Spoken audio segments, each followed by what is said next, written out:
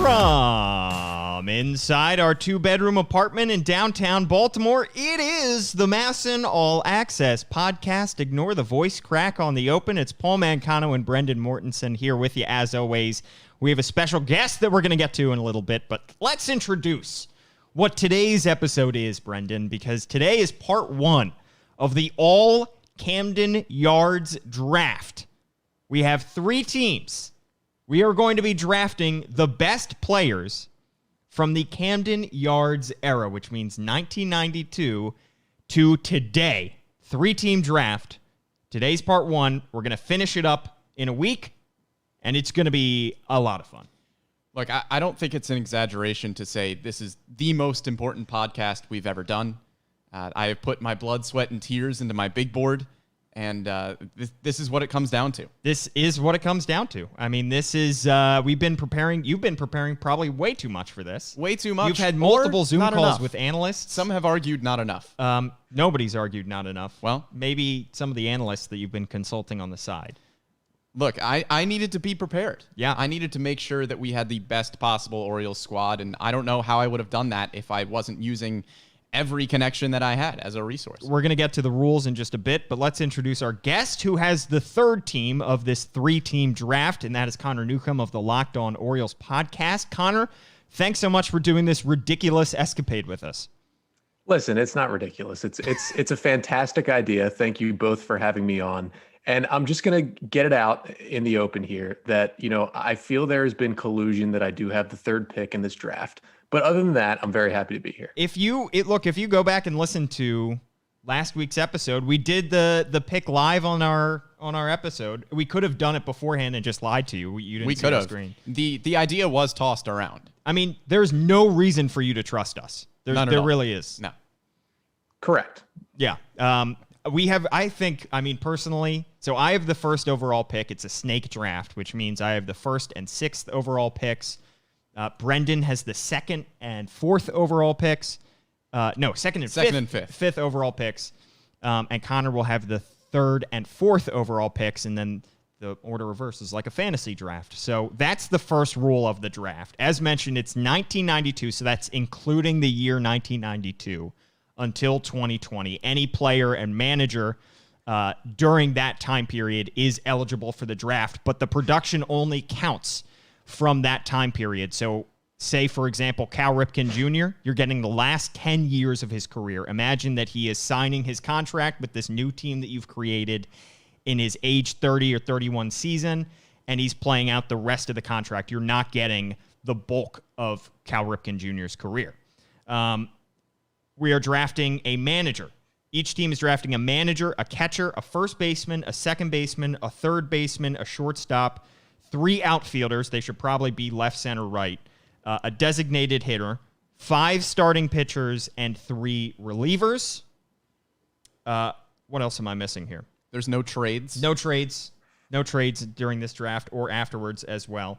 And also the production only counts as an Oriole. So, for example, Greg Olson, great closer, only played at Camden Yards for 2 seasons, then left the team. So you don't also get all of his production after he left the team. You also don't get all of his production before he was an Oriole pitching at Camden Yards. The same thing with like Jake Arrieta. You don't get to draft Jake Arrieta and say, well, he was a Cy Young winner in Chicago.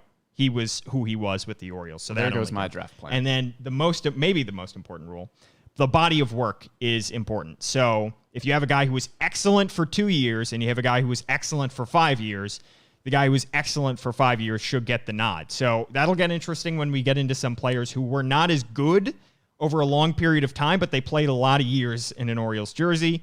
And then you have some players, of course, who had excellent years, but were only on the team for 1 or 2 years. So do you want a guy under contract for 8 years who's going to be just okay, or do you want a superstar for 2 years? We'll find out. Let's find out. All right. Ready to kick this thing off, Connor? You have the first pick. I just want to make sure you're on board because you haven't spoken in a while, and I'm sorry about that.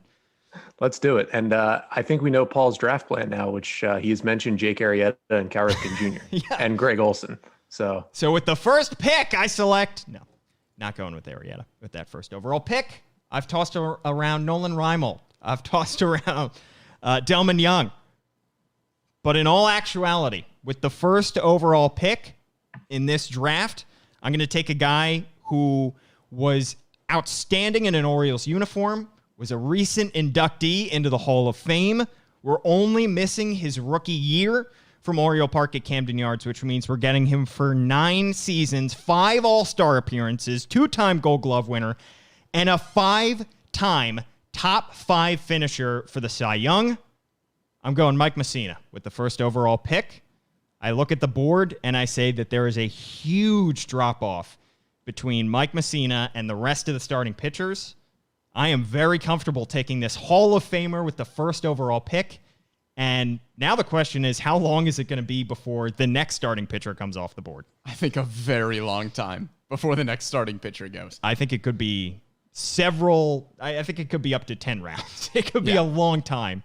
But that tells me that Mike Mussina is by far the best of the bunch. He's my opening day starter, Mike Mussina. Yeah, and I think he was probably the clear-cut number 1 pick. I think as we were preparing for this draft, I'm pretty sure Mike Mussina was the one that Connor and I probably both figured would be off the board by our picks. Number 2 gets interesting. I think there's a lot of possibilities here, but I narrowed it down to 1. So with the second overall pick, I'm going with Cal Ripken Jr. Whoa! Look, Cal Ripken Jr. is on the board. You've got to take him. I know it's the final 10 years of his career. It is not prime Cal Ripken Jr. that we're getting. And I know Manny Machado is there playing the same positions, but Cal Ripken Jr. with 500 more games than Manny Machado, 10 All-Star appearances, and he still has 3 seasons finishing inside the top 20 in MVP voting. So Cal Ripken Jr., even though it's the final 10 years of his career, you're still getting a really, really good player. Wow. Connor, what'd you think of that pick? I mean, Brendan just opened the board up for me. Yeah. Because I got to say, not to give a peek too far into the Google Doc I have in front of me, but Cal was number 7 on my big board. Whoa! Which means... That's a reach. Listen, he's an outstanding player, but when you get the back 10 of his career, those last couple years as well, start to bring the stats down a little bit when he moves to 3rd as well. And so I get the next 2 picks, and honestly, what I'm going to do here is I'm going to take 2 recent stars and load up my team with 2 Oriole greats. And so with the 3rd pick, with the 3rd pick, not only am I going to take a great player, but also a great leader and a Baltimore icon in Adam Jones. Wow. Yep. There it is. Play center field for my team. And that was tough because there are 2 center fielders who are right up there for that spot, but I'm going to go with Jones and give him the edge. And then you mentioned him, Brendan, with my 4th pick, I'm going to take Manny Machado, and, I'm going to try to build the best version of the 2012 through 2016 Orioles that I can right now. And I'm feeling pretty good with Adam and Manny. You should. I mean, personally, I very much thought Brendan was going to go with Manny with that 2nd overall pick, because obviously 3 fewer years, but the production, it was Manny Machado's, the prime of his career. And he, in terms of WAR, we're going to be referring to WAR, I think, a lot in this podcast, but Manny during that time period had a 31.6 baseball reference WAR. Cal Ripken had 26.6. So Manny was averaging 4.5 wins above replacement a season during his Orioles years. And Cal was averaging 2.6 wins above replacement during those seasons. I know Cal Ripken is a great, and I obviously he's probably the best player to have ever played at Camden Yards. But you're not getting the best of him. You're getting the 30s decade of Cal Ripken Jr. I'm just very surprised by that pick. Well, that's fair, but you're also getting 6 more All-Star games and a better defensive WAR overall. The All-Star games, I mean, to me, the All-Star games, he was a legend by that point. Right. So you're giving him an All-Star nod every year. And obviously, I mean, look, you do get a great moment and you get 21-31 at Camden Yards to celebrate. But I think the All-Star, I'm not saying he wasn't deserving of those All-Star nods, but player reaches a certain level, he's going to get an All-Star nod every year, regardless of kind of his production at a certain point. That's fair. Well, if we just want to look at WAR, then we'll go with the next pick, who has the highest WAR of all of the guys on my draft board, and that's Brady Anderson. Yeah. Going to put him probably in center field. it was a toss-up for me between Brady Anderson and Adam Jones. Adam Jones goes to Connor. I shore up with Brady Anderson. Had a WAR of 33.2 over his career after 92 with the Orioles. 7th most leadoff home runs in MLB history. He would be our theoretical leadoff hitter on this team that I'm making here. So Brady Anderson is my pick. It's a good pick. Connor, what'd you think? Yeah, I mean, he's the guy I was looking at center field, and I gotta say, if we're going strictly WAR, Brady is the number one position player on this list. But the reason I still didn't take him is you look at the WAR. According to Baseball Reference, he's worth about 33 WAR for his career with the Orioles. Adam Jones worth 32. Manny Machado worth about 32. So they're all in the same boat. And, I took Jonesy over him just because, Adam was kind of the face of the team when he was an Oriole. And frankly, Cal was the face of the team still when Brady was an Oriole. And I'm going to take that leadership and give him a little bump. And, Adam Jones went to the playoffs one more year than Brady Anderson did as well. So a little bit more intangibles. And then, didn't want to get the outfield too crowded. So get Manny in there. But that's, you took the best available player at number 5. Wholeheartedly agree. He was next on my board. I am sitting here now with the 6th overall pick. The top 5, not the order I expected, but those 5 players I did expect to be off the board at this point. I think those 5 were clearly the best. So I have a plan for this. I don't want to miss out on an outfielder. You guys have both taken superb outfielders, and I think that there is one superb outfielder left on this board. And I think that if I don't get this guy, then I'm left with a somewhat subpar group of outfielders. So I'm going to go ahead and take Nick Markakis with the 3rd overall pick, or with my 6th overall pick, my 2nd round pick. 2-time Gold Glove winner, averaged 2.9 wins above replacement in 9 seasons. He hit 290, had an OPS of 793, played solid outfield and right. Not the only knock, but a knock is that he can't play center, unlike Brady and unlike Adam Jones. But I felt like I needed to take an outfielder at this point because I was going to be missing out. I just couldn't wait. So going with Nick Markakis there. That's not the outfielder I thought you were going with there. Really? I have a different outfielder above higher him? up. Ooh. Yeah. Yikes. That's not the guy I thought you were going. I don't know what Connor thinks, but I mean, I got to say, I thought that was the perfect pick from Paul. Thank you. I mean, on the Newcomb big board over here, I've got 2 players ahead of Markakis left on the board, but Markakis is the best true outfielder that I've got on there left. And yeah, I mean, unless you want to move some guys around who are a little lower on this board and have played, some innings in the outfield in their career, Nick is the probably the right pick there. Yeah. And I do have back-to-back picks. So my next pick, this one I really waffled on because I think you could go a lot of directions with this position. But I feel comfortable with this guy. This guy is a 2-time All-Star, came over to the Orioles in a trade for Mike Bordick. During his time, 10 seasons in Baltimore, he played third base, shortstop, left field, right field, and DH. He hit 280. He had 29 wins above replacement in those 10 seasons. Incredible production. Played on some bad Orioles teams, but he was one of the best parts of those bad Orioles teams, if not the best part. And that's Melvin Mora with my next pick.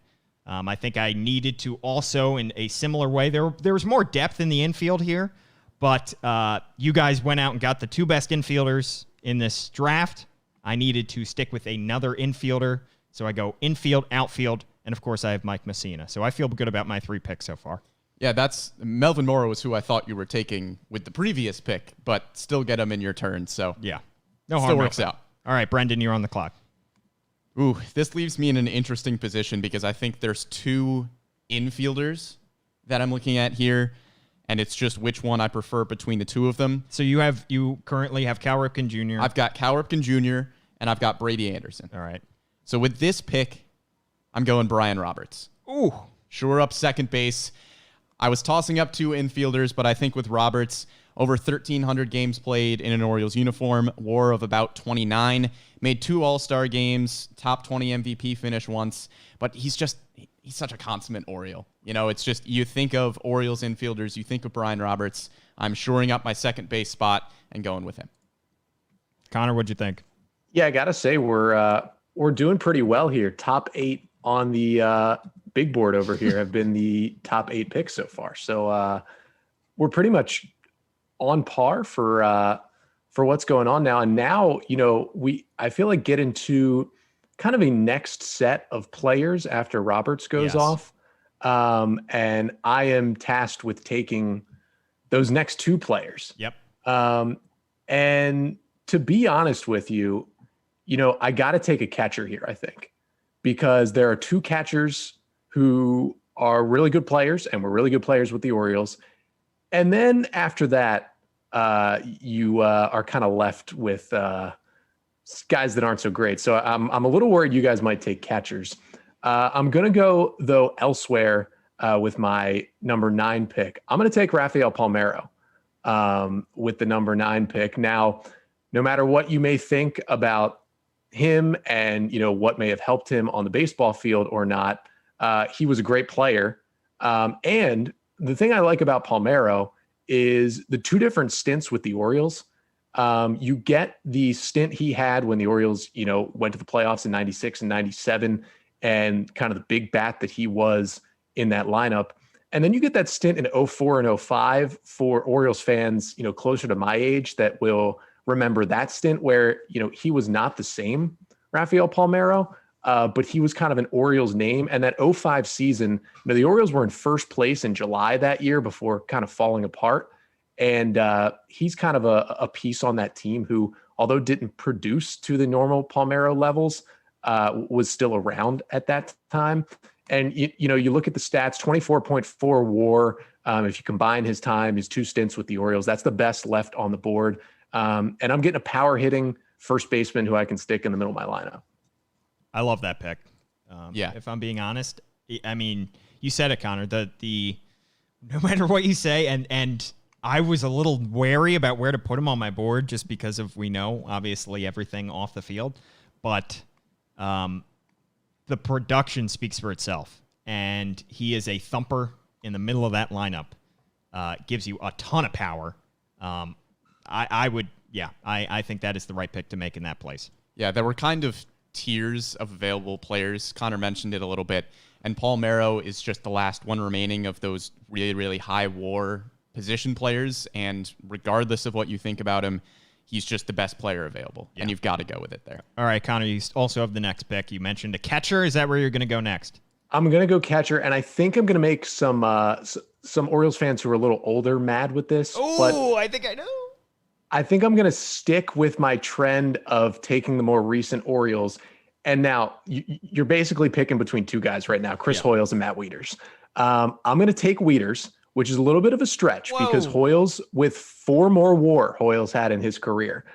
But the way I look at Wieters is, for Chris Hoiles, he was on those 2 playoff teams in the 90s. And, you get him from 92 to 98. And he was worth about 22 WAR. Wieters from 09 to 16 worth about 18 WAR. And I know the WAR looks worse, but if you think about Wieters, you lost almost 2 full seasons in there with injury for Matt Wieters. And I know, I get those injury issues when he comes to my team, but in my head, without the injuries, Matt Wieters plays that entire 2014 AL East Division champion season. The Orioles are even better that year. And who knows the kind of WAR he could have accrued in 2014, right in the prime of his career, when he missed an entire season where that Orioles team was really good. He had a lot of lineup protection around him. And, if he would, and I know this isn't in his stats, but if he plays that season, I think he's maybe even or ahead of Hoiles in that category. And, he'll obviously get along much better with guys he played with, like Adam Jones and Manny Machado. So I'm going to take Matt Wieters. I like how the team chemistry is being taken into account. It should. It should. You're building a team. It's a very good point. And I can't argue with it. Not just building a group of guys here. Yeah. Well, now comes the point in the draft where if one of those 2 catchers went, the other one needs to go pretty much immediately. So I'm going Chris Hoiles. I probably would have taken him over Wieters, so I'm happy with this here. Me too. Fewer games played, higher WAR. I know Wieters has more all-star games, but hey, if I need a grand slam in a 3-2 count in the bottom of the ninth, I'm going with Chris Hoyles. That's my starting catcher. Offensively, certainly Hoyles is the better pick here.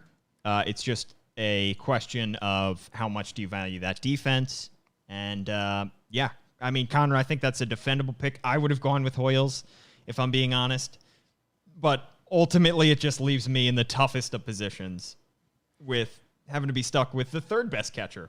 Yeah. Who that third best catcher is, who knows? Who knows? And the thing is, because you both have catchers, I mean, I know both those guys can, in theory, move over to DH if you need them to. But I feel like I can wait at catcher at this point because you are both solid in that position. You can't stack catchers. You don't need a backup catcher per se, unless you want to stick one of those guys at DH. That's the question. For real quick, before I make my both picks, let's reset. Connor, who is on your team at the moment? Well, I've got a pretty good, recent Orioles. I've got Adam Jones in center. I've got Manny Machado at third, and I've got Matt Wieters behind the dish. And then I got some pop over at first with Rafael Palmeiro. It's a good squad, Brendan. With the second overall pick, I took the much scrutinized Cal Ripken Jr. playing shortstop. In center field, I've got Brady Anderson. At second, Brian Roberts. And catching, Chris Hoyles. And I, with the number one overall pick, took Mike Messina. So I have the best starting pitcher of the three of us. And I have Nick Markakis out in right and Melvin Mora currently floating in the infield. Currently floating in the infield. We'll see what else I want to do with my infield to determine where he's going to play. I am on the board. I am on the clock. On the board. Not on the board. Don't take me. I'm on the clock at this point. I have two picks. This is tough. I think I know who I'm going to go with the first one, and it's a question of, okay. I think I know what I'm doing here. All right. I'm going to go first and foremost with, let's see. Do I want to go with him? I think some indecisiveness from Paul. So, I was taking a shower earlier. His big board, DMI, and consider it shaken. I was mulling things over at the last minute. I'm going to go here with a guy who was with the Orioles for 5 seasons, another guy who kind of toiled on some bad teams, but put up some pretty incredible numbers. In 5 years, hit .305, had almost 20 wins above replacement, according to Baseball Reference, a 3-time All-Star, a 2-time Silver Slugger, and a top 5 finisher for MVP in 2004. I'm going to go with Miguel Tejada. Played both third base and shortstop. Hit 109 home runs in those 5 seasons. 836 OPS. I feel good about Miguel Tejada with this spot. Yeah. It's like you're reading my big board. Just down the list we go. Yeah. I think this has pretty much been according to plan. Now, my next pick is a little bit of a toss-up. Like I said, I think I can wait on catcher. I think I can wait with some other positions. I can obviously wait with starting pitcher. The only problem is I have to wait for 4 more picks after me. So what exactly do I want to do here? Still considering it. Still thinking. No, we've got all the time in the world, Paul. Don't rush. All the time in the world. All right. I'm going to go with my next pick. Oh, man. I maybe should have prepped a little bit more than this. Yeah, just a little bit more. All right. I am going to go with the next guy on my board. I'm going to be true to my board. Actually, no, I'm not. I'm going to go ahead and I'm going to take Zach Britton. Wow. With my next pick.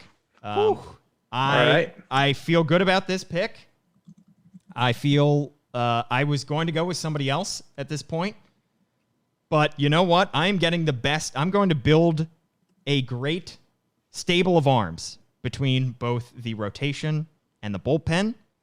Was he the next guy on my board? No. I went off my board with this a little bit.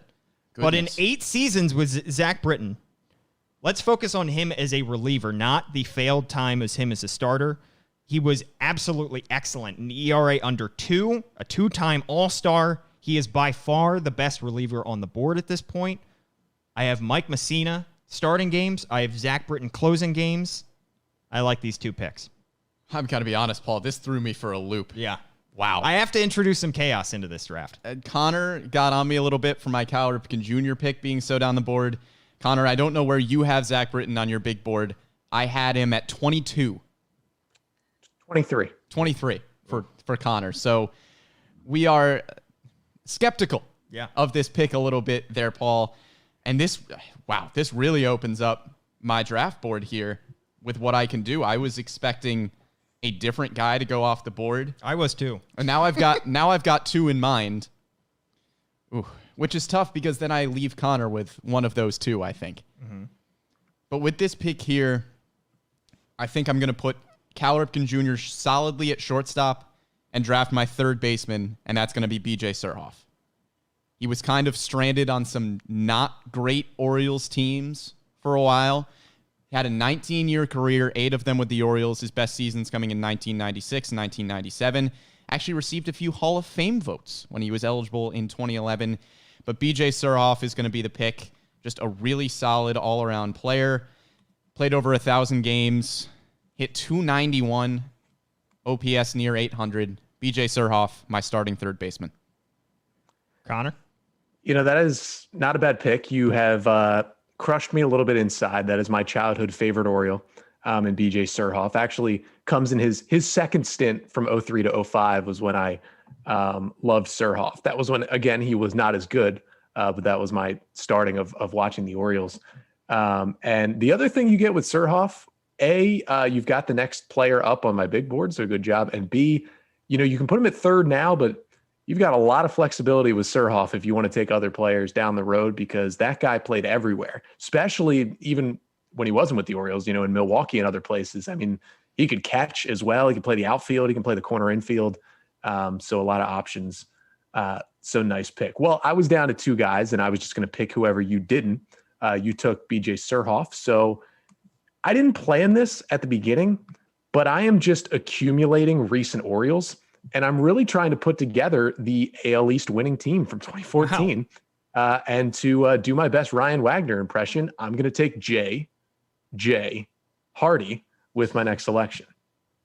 And listen, it's close if you're looking at the next best shortstop on the board between Hardy and MASN broadcaster Mike Bordick. But Hardy, obviously the better offensive player as compared to Bordick. Was obviously on better teams than Bordick was. He's worth about 1 more WAR than Mike Bordick. And with the defense Hardy gives me, I'm going to take the offense with JJ at shortstop. Yeah, those were the two that I was juggling between BJ Surhoff and JJ Hardy, but I think Hardy's a great pick there. It's also JJ Hardy. Come on. Yeah. It's funny because, he played 7 seasons with the Orioles, but he almost feels like he still at this point is like an Oriole legend. Like he was here for 20 years, and it was 7 years. It was 7 fantastic years. The Orioles were winning basically the entire time he was here. But in your head, it feels like he's been a 20-year Oriole. Your back-to-back picks here, Connor, correct? Yeah. And wow. I mean, I'm looking at potentially another recent guy to take with this pick. I knew it. And, I feel like when people start to see this, they're just going to think, here's some kid in his early 20s who knows nothing about the Orioles before, the last decade. And that's how he's drafting. But that's just where the chips are falling right now. So you know what? I'm taking Jonathan Scope and putting him at second base. Wow. So right now, from the 2012 through 16 Orioles, that great run of 5 years, I've got Jonesy, Manny, Wieters, Hardy, and Scope all on my team. Wow. That's just fun. Compiling. Talk about the team camaraderie, too. Well, look, I mean, that team had 3 playoff appearances in 5 years. Over that 5-year stretch, they had the best cumulative record in the American League. A lot of good players on those teams. So, Connor, you can talk about recency bias, but by the same token, those teams were also way better than the teams that played a decade-long period right before those teams started. So I like that pick there, Connor. And that leaves Brendan with 1 pick before I am back on the clock. Whew. This is an interesting position because I think we're getting pretty close to the time where some starting pitching goes off the board, Mm-hmm. and I don't want to miss them. However, there are still some good guys on my big board. Mm-hmm. But I think if I'm going to pull the trigger on a pitcher, I need to pull the trigger now. And I think that's what I'm going to do with Jeremy Guthrie. That's going to be my pick. I think he's probably the second best starting pitcher. He's the second best, at least on my board.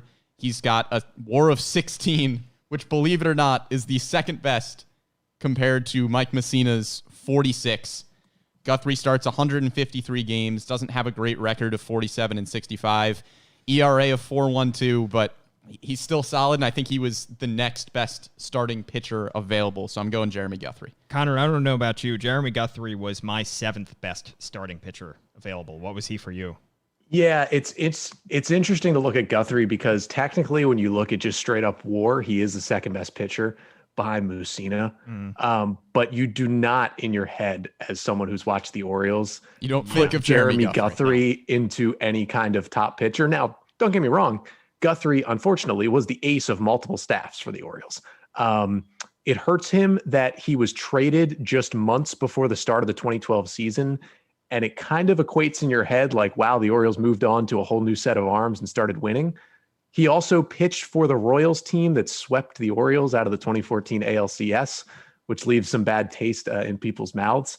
But there are definitely, I put 2 other starting pitchers ahead of Guthrie. So I'm a little happy that Brendan went there. Yeah, I am thrilled. If I'm being completely honest, I think this is too early for a starting pitcher precisely because both Connor and I have this guy lower. It doesn't matter exactly where we have him. I think the fact that he is spread all over talks to the fact that this middle group or lower group of starting pitchers after Messina is so wide open and that nobody really stands out. I mean, I don't think, Guthrie twice, you mentioned that win-loss record, he had 2 times in his Orioles career, he had 17 losses.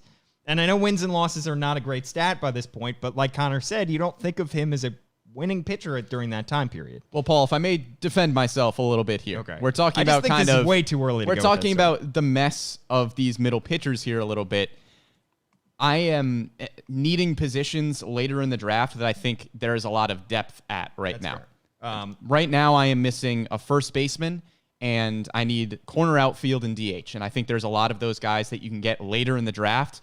So I would rather get my hands messy now with that weird middle starting pitching range and at least get maybe 1 or 2 of those guys around the first few rounds here when they can start to go, rather than reach on a position where I don't think there's anybody worthy of being picked right now. Because I only have 1 more guy on my big board who has a much clearer, better WAR than some of these starting pitchers, and it's not at a position that I need. Okay, so at this point, I'm about to make the final pick in the 6th round. Just a reminder, we are going to be doing, because there are 18 rounds, correct? Yes. We are going to be splitting this into 2. So we are going to be going through the end of the 9th round before we stop this part 1 of this podcast. So we have 3 rounds and a pick left before we are halfway through the draft. And at this point, do we think another reset real quick? Brendan, do you want to just read out the names of your team right now? Sure, let's do it. At catcher, I've got Chris Hoyles. Second base, Brian Roberts. Shortstop, Cal Ripken Jr. Tentatively, third baseman, B.J. Surhoff, but I might move him around if needed. Center field, Brady Anderson. And starting pitcher, Jeremy Guthrie. And Connor? Yeah, I've got your run-of-the-mill 2013 Orioles lineup here. I got Adam Jones in center. I got Manny Machado at third. Matt Wieters behind the dish. Jonathan Scope at second. J.J. Hardy at short. And the old man on this team is Rafael Palmeiro at first base. And I have Mike Messina as my starting pitcher. I have Zach Britton in the bullpen. I've got Miguel Tejada at shortstop. And I've got Melvin Moore at third base for the time being, and Nick Markakis in right field. And I have back-to-back picks here. And I got to be honest, boys, I don't know how you left this guy on the board. He was significantly higher on my board, and you guys all took guys that, Hardy went off the board and Scope went off the board, and even Connor was talking about Mike Bordick. I feel great about this pick right here. He was the other guy besides Zach Britton that I was considering taking with my pick the last time. and that is going to be Roberto Alomar. I mean, only 3 seasons with the Orioles, so obviously body of work matters, but those 3 seasons, he hit .312, 3-time All-Star, won 2 Gold Gloves, and won a Silver Slugger. He hit 50 home runs in that time period, an .862 OPS. In those 3 seasons, he had 12.5 wins above replacement, which means he averaged over 4 wins above replacement in those 3 seasons. So while I'm not getting him for a great, huge time period, I'm getting a Hall of Famer in my infield at second base. I thought for sure when I took Britton, this guy would be off the board the next time I picked. So I feel great putting Roberto Alomar in my infield next to Miguel Tejada and Melvin Mora. Well, believe me, I wanted to take Roberto Alomar over Jeremy Guthrie. However, I didn't think that putting him at DH was the move for me in this round. I don't think I was going to reach at a DH that high. And I already had Brian Roberts at second base. So I couldn't really go Roberto Alomar there. I was thinking about it. I was thinking about it. And look, when you want to build a team, I thought I was going to have to, try to build a team backwards and try to build the corner spots. I mean, I have a great starting pitcher. I have a great reliever. And I have a second base, shortstop, and third base. That's right up the middle. I feel good about this team. I don't have a center fielder. I'm a little worried about that. But well, that makes one of us feeling good about your team, Paul. I feel great about my team at this point, and I have another pick. That you do. So I'm going to try to take less time with this pick when I think about it. I think I can wait on catcher. I think I can wait there. Less time, he says. I'm gonna talk you through this process here. Oh, yeah. Well, clearly you need to talk us through it because I don't think you had talked yourself through it beforehand. I don't think I did. No. Under-prepped. Mm-hmm. But overperforming. Well. With this next pick, I think I'm good in the bullpen. I'm not really wanting to touch any of those starting pitchers, if I'm being completely honest. So with this pick, I'm going to go ahead and take another Hall of Famer, Harold Baines, with my next pick. The WAR is not great. I will say that. But that is defensive only. And when you take him completely out of the field and just make him a DH, which is what he played with the Baltimore Orioles, he was outstanding. Over 7 seasons, Harold Baines hit .301. He had 107 homers, an .881 OPS. And keep in mind, it is technically 7 seasons, but it was part of 7 seasons because some of those seasons were cut in half by trades and such. So in those 7 seasons, he only played 670 games. When you look at those 670 games, Harold Baines was outstanding. He's a Hall of Famer. I feel very good about this pick, and I feel like he is by far the best DH available and available in this draft. And, I think you guys can debate who the next best DH is, but I'm taking a guy who is the best at his position and a Hall of Fame player in Harold Baines. I would agree that Harold Baines is probably the best pure DH, but Connor, correct me if I'm wrong here. This is now the second of Paul's picks where, usually I'm just going right down my big board, crossing off people that are going off the board. I had to scroll a little bit for Harold Baines on my big board. I don't know where you had him. Yeah, he was a little lower than me, or for me, excuse me. But he was in the top 30. It's not a horrendous pick. Yeah, I had him at 31. I like going for the DH. I have planned to go strictly, just the next best hitter is going to go to DH. But I kind of like how you just went for, the DH a little bit earlier. I feel like by the end of my draft, I'll have all my position players sorted out, and then I might just take one more guy to stick at DH. But your team's going to pack a little more punch there, and of course you get a Hall of Famer. And the great Harold Baines, the 3-time Oriole, with over 7 years to have 3 different stints with a team. What a career he had, and to still make it into the Hall of Fame as well. Yeah, I feel good about this pick. All right, Brendan, you are back on the clock at this point. Indeed I am. And there's 2 different positions that I think I could go. And I think one of them has a much bigger drop-off than the other one. And I think it's a bit of a reach here, but with my team needs, I'm going to do it anyway. I'm going to draft my first baseman, and it's going to be Chris Davis. I know that Chris Davis has had his struggles recently, but we cannot forget about how dominant Chris Davis was for that few-year stretch when he was hitting 50-plus home runs. It's a little bit of a reach for me where I had him on my big board, but I don't think I could afford to go down to the next best first baseman after Chris Davis. So just based on my positional needs for my team, I think I can wait on some other positions, and I go Chris Davis here to play first base. I mean, 10 seasons hit, at this point, he's hitting 230 and dropping. You are getting him for some excellent years, but you are getting the back end. I am banking on those excellent years. You're signing up for the full Chris Davis experience, yep. which is bold. And frankly, I was probably not ready to do that for quite a while. But look, if for the first couple years you get the best part of Chris Davis, he's going to be solid. You also get a top 5 MVP season thrown in there. Yeah. And I know he has had his struggles, but if you're going to get a top 5 MVP season somewhere within those years that you get somebody who I am now drafting in the 7th round, I'll take that. All right. Connor, what do you think of that pick before you make your back-to-back picks? Yeah, I mean, that's early for me. To be me. honest, that is the player I thought about the most where he should go. Because if you're just strictly looking at WAR, he's number 22 on the list. But you have to split that into 2 careers, basically. I mean, it's pre-contract and post-contract career. Yeah. If you're getting pre-contract Chris Davis, we know you're getting an incredible player who could have won MVP in 2013. And if you're getting post-contract Chris Davis, you're getting, a guy you probably don't want in your lineup right now. So I am here for the full roller coaster. Give me the Chris Davis experience on my team.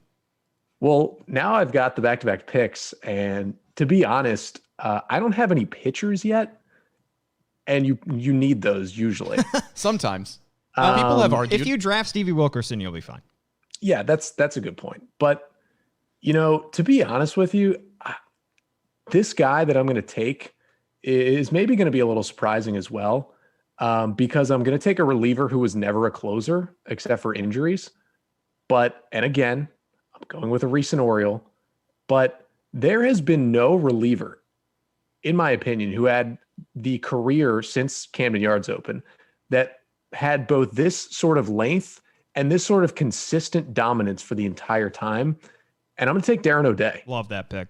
Yep. Because I know, you look at his career and really the only times he was a true closer was, Jim Johnson needed a day off, or Zach Britton, the couple times he went on the injured list. He had 19 saves in his career in his 7 years with the Orioles, but a 2.40 ERA in 391 relief appearances. That is a lot of time out of the bullpen to keep your ERA under 2.5 for Darren O'Day. And here's the kicker. Rarely does a non-closer make the All-Star team. And yet that's what O'Day did in 2015 as well. So maybe I don't use him in the 9th inning, but I feel good about whatever scenario I'm putting O'Day in there, and he's going to be my pick. That's exactly the guy that I was thinking of when Paul said that Zach Britton was far and away the best reliever. I was kind of thinking, well, what about Darren O'Day? I know Zach Britton at his peak was certainly better than Darren O'Day, but you cannot discount just how good O'Day was for so long. I like that pick. He was excellent. Absolutely excellent. I think that is a great pick. And yeah, I have them 1-2. I do think, maybe not far and away, that was probably a little strong, but I do think Britton is the best reliever of this era, especially when you think about the heights that he reached with that .56 ERA, and of course the lows in that wild card game, which we won't discuss. So I think O'Day is definitely the second best reliever. Also keep in mind, speaking of that wild card game, none of the managers have been touched. We do still have to draft managers at some point. A lot of starting pitchers on the board at this point. Shocker about that one. Our rosters are not yet half full. So we are this is the 7th round, I believe. We're going up through round 9. Brendan, you're on the clock. Doesn't Connor have another pick? Oh, no, Connor has another pick. I do, yeah. You were trying Paul. to skip right over my pick, Sorry. which is now the second instance of collusion in this draft, which is fine. And, you said starting pitchers, and frankly, my team is at a weird spot now, and I think we're in a weird spot in this draft where I have one pitcher, it's Darren O'Day. I do not have a starting pitcher, and this is my 8th pick. And at some point, I need some starting pitchers to help me win baseball games if I'm going to put this team on the field. And to be honest with you, it's not looking great out there for what we have to choose from. And so I'm going to pick a guy for not only what he did on the field with the Orioles, because he was never on a winning Orioles team. But when he did pitch for the O's, he was really, really good. And I'm going to make this pick out of respect also for what he brought back to the Orioles. So I'm going to take Eric Bedard with this pick. And of course, he pitched with Baltimore 2002 to 2007. And those last couple years in Baltimore were phenomenal. 06, he made 33 starts. He had a 3.76 ERA. 07, he made 28 starts. He had a 3.16 ERA. And the Orioles sold high on Eric Bedard. They traded him at the perfect time after that 2007 season. It netted them Adam Jones, who's already on my team, Chris Tillman, who was a solid starting pitcher for a long time, and George Sherrill, who the Orioles eventually flipped again, but was an all-star closer when he was with the Orioles. And Bedard was an ace for the O's for 4 or 5 seasons, and he brought back some franchise cornerstones. And listen, it's not like I'm taking him over guys who are a whole lot better than him. On my board left right now, there's only one other starting pitcher who has a better career WAR as a starting pitcher than Bedard, and it's not by very much. So I'm going to take the lefty. That's a good pick. That's probably who I would have gone with my next pick, so I'm a little mad at Connor now. But I still have to go pitcher again, just because you just kind of have to go pitcher at this point. I need pitchers on my team. I don't have many.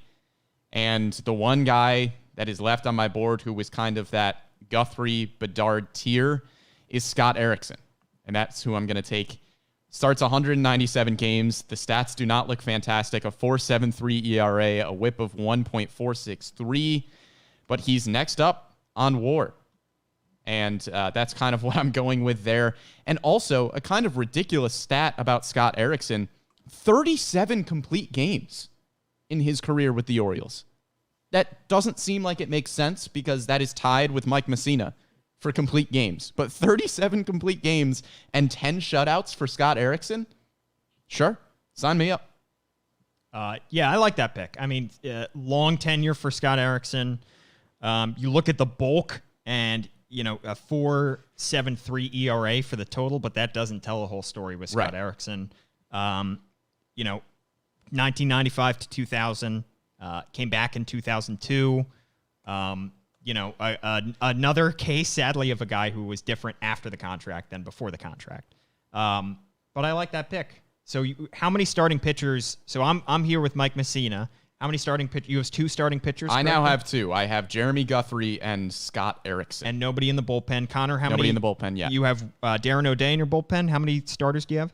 And then I just have Eric Bedard starting off my rotation at the moment. Sounds good. So I am on the board, or I'm on the clock. Gosh, I'm going to get that confused a million times. Yeah. All right, we are starting I'm finishing round 8. And then we are going into the final round of this podcast before we started up next podcast. So I have back-to-back picks again here. You usually do. I do need a center fielder, but both you guys already have technically center fielders. I guess both of those guys, you could move to a corner spot. Adam Jones did, of course, play a corner spot. They have to have played that position with the Baltimore Orioles. You both have first basemen in Chris Davis and Rafael Palmeiro. You both have catchers. So I feel like I might be able to wait on those spots. I have a DH. I'm pretty much set in the infield. I'm thinking about it. He sounds like he's content with his team. You know what? Pack it in. Forfeit the pick. You know what? I think I'm good. With my next pick, I'm going to go with a guy. I'm going to delve back into that starting rotation. And I'm going to go with the guy who was like the 2 guys that were just taken in their picks, with those picks, long tenured Orioles, but not great overall when you look at the total numbers, but they showed flashes along the way. They had good seasons along the way. I'm going to go with Chris Tillman to pair with Mike Messina.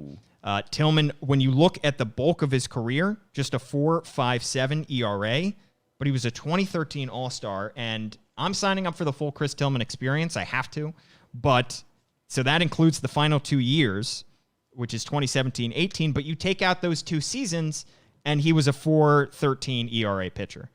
6.7 Ks per 9. He was the best pitcher on an Orioles team that made the playoffs several years, 3 out of those 5 years. So I like my Chris Tillman pick right here to pair with Mike Messina.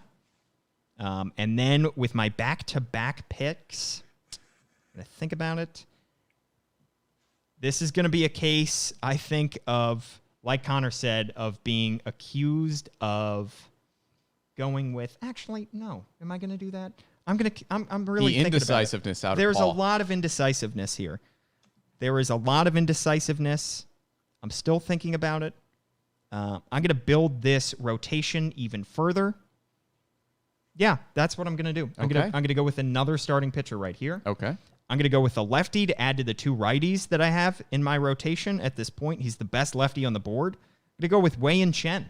Ooh. 4 seasons, had a 3.72 ERA, 7 Ks per 9. He started 3 playoff games for the Orioles during his tenure with the team. Started 117 games, which is more than Eric Bedard.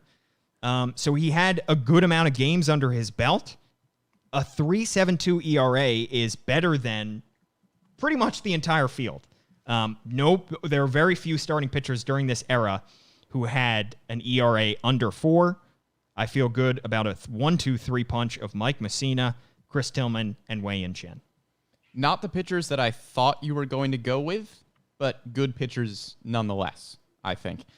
My starting rotation, I only have 2, and I do not have any relievers, so I think now is the time that I go reliever. Okay. And that reliever is going to be the best closer not named Zach Britton, and that's Jim Johnson. A WAR of just about 10. He had 122 saves, 360 games. I think Jim Johnson is the next best reliever after the O'Day and Zach Britton tier, and I needed a reliever. I didn't have any.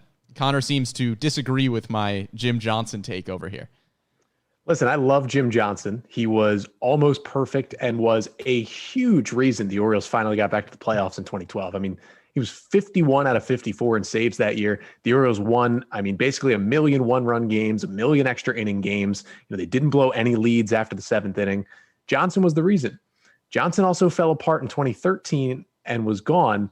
And I know his WAR is the best out of all these relievers left, but to contextualize it a little bit, he came up to Baltimore in 2006. He wasn't really the closer until about 2011 with that team. So he accrued a lot of WAR, not a lot of WAR, but just being a solid middle relief setup guy for a while. And, his run as a good closer really only lasted, 2 years at most. And in that 2-year stretch, I think there's a couple guys back in the 90s and even in the mid 2000s who are a little bit better in that closer role. But, Jim Johnson did have a very long career as an Oriole. Yeah, I was going for the longevity there. Johnson will probably, if we were making this theoretical team with only 3 relievers, I think Johnson would probably bounce around between somewhere in the middle of the bullpen and that closer role. But I think the longevity overall makes him probably the 3rd best reliever, at least that I had on my board. All right, Connor, back to back. Or no, this is the final pick of the 9th round. Pick. And then we end this podcast and we go again in a week. So Connor, the final pick of this podcast, give it to us. Yeah, it's tough because my infield is put together. There's a pretty good infielder that is still on this list right now. And then you look at my starting rotation and I have one guy in there.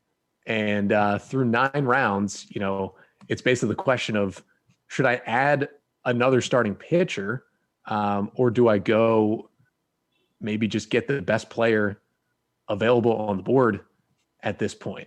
And, looking at this team, to be honest with you, I've got, some bats in my infield right now.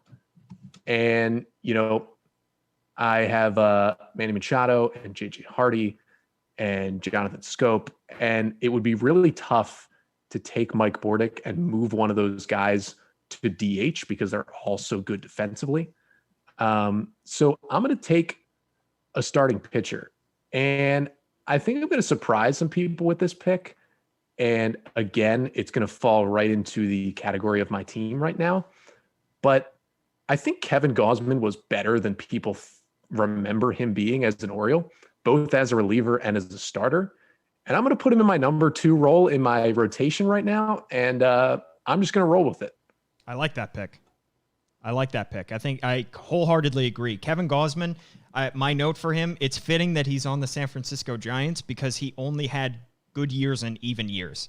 If you look at his career with the Baltimore Orioles, he was better in 14, in 16, in 12, I believe, than he was in the odd years. So Kevin Gausman, inconsistent pitcher, but that's what made him frustrating, but also very exciting to watch for stretches because he could be excellent at times. You saw his elite stuff. I agree. I think when we get further and further away from Kevin Gausman's tenure as an Oriole, I think we'll appreciate him a little bit more. Yeah. Again, he's just one of those starting pitchers where you probably could have taken a lot of them in that spot, but I think Gausman is probably one or two of the best ones remaining. All right, let's go through our teams before we wrap up this podcast. All started out because I had the number 1 overall pick. I'll read out the guys that I have on my roster at this point. I have Mike Messina, Chris Tillman, and Wei-Yin Chen as my 1, 2, 3 in my starting rotation. I have Zach Britton coming out of my bullpen. In right field, I have Nick Markakis. At DH, I have Harold Baines. And then my second base, shortstop, third base combination at this point, Roberto Alomar, Miguel Tejada, and Melvin Mora. That is my team at this point. Brendan? Yeah, I'm just going to read down the list of my picks here. My first pick was Cal Ripken Jr., then Brady Anderson, Brian Roberts, Chris Hoyles, BJ Surhoff. Then I went pitching with Jeremy Guthrie, Chris Davis, Scott Erickson, and Jim Johnson. And Connor? Yeah, so I basically got your 2016 Orioles. At catcher, I've got Matt Wieters. At first base, I've got an old guy in Rafael Palmeiro. At second, Jonathan Scope. J.J. Hardy at short. Manny Machado at third. I have Adam Jones in center. My rotation right now is 1-2 with Eric Bedard and Kevin Gausman, and I have Darren O'Day sitting in the bullpen. All right, so those are the teams at this point. We still have 9 rounds to go, and we will continue it next week on the MASN All Access podcast. This has been a fun hour-long podcast, which means the next one's going to be just as long and exciting. We hope you've been enjoying this as much as we have, because we clearly have been enjoying this a whole lot. So thanks to Connor Newcomb of the Locked On Orioles podcast for joining us. He will be joining us again next week to complete these picks, and then you guys get to vote on who you think has the best of these 3 teams. In the meantime, be sure to subscribe, like, share, all that good stuff, and tune in next week for our episode as well. Brendan Mortensen, I'm Paul Mancano. We'll see you in a week.